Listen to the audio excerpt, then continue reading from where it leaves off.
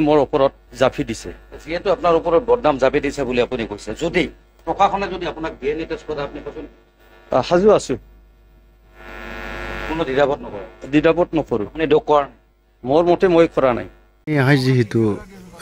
rape केसनि बाथ्रा बुंदोंमोन ना डेड बडि बा इयाव सानैसो दङ दिनै बुरखांनो फैदों नायनो जायनि न'आव थानाय ना बिनि माखासे स्टेटमेन्ट होनाय दङ बेखौ एसे नायग्रोनानै लादो दिनैहाय बुरखांनो फैदों नै बावहायनो दङ माखासे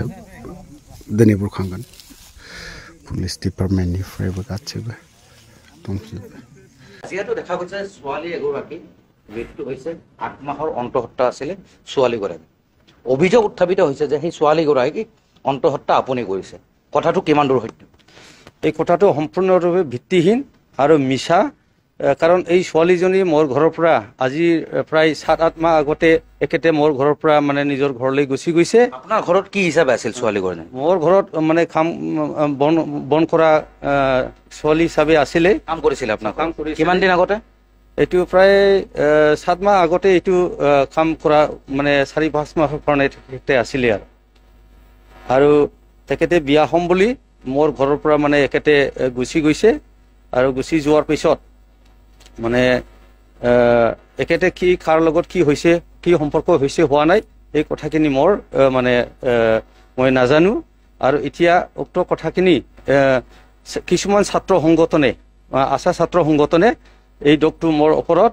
মানে জনসমাহত মানে মোৰ মানহানি নষ্ট কৰাৰ কাৰণে তেওঁলোকে মোৰ ওপৰত মোৰ নামটো হাঙুৰি মানে আশা মানে আপুনি যে কৈছে আশা সংগঠন বুলি আশা সংগঠনৰ কোনে আহিছিল আপোনাৰ ৰিমিছ বাখিয়া নামৰ তেখেতৰ নেতৃত্বত আহিছিল আৰু একেতে নিজৰ কিছুমান মানে থকা দাবী কৰাৰ কাৰণে মই অস্বীকাৰ কৰাৰ কাৰণে তেখেতে মোৰ ওপৰত এই দক্ষিণী জাপি দিয়া বুলি মই ভাবো আমি এক বিশেষ সূত্ৰে গম পোৱা মতে আপুনি ইতিমধ্যে 2 লাখ টকা তেওঁলোকক দিছে কিহৰ কাৰণে মই যিখিনি 2 লাখ টকা একেতে মানে কৈছিল যে মানৱতা ক্ষেত্ৰত আপোনাৰ ঘৰত যেহেতু বন কৰা ছোৱালী হিচাপে আছিল গতিকে তেখেতৰ চিকিৎসা কৰাৰ ক্ষেত্ৰত আপুনি মানে মানৱতা ক্ষেত্ৰত এইখিনি সহযোগ কৰাৰ কাৰণে এই টকাখিনি মই দিয়া হৈছিল বৰ্তমান আৰু টকা বিচাৰিছে নেকি আপোনাৰ ৰিমিছ বাখিয়া নামৰ মোৰ পৰা আৰু 5 লাখ টকা মানে একেতে বিচাৰিছিল আৰু এই 5 লাখ টকা যেটো মই দক কৰাই নাই গতিকে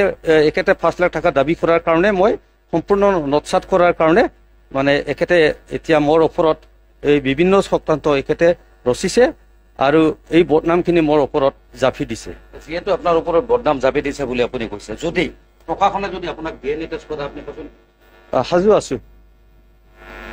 কোনো দ্বিধাবোধ নকৰো আপুনি ডক্টৰ মোৰ মতে মই কৰা নাই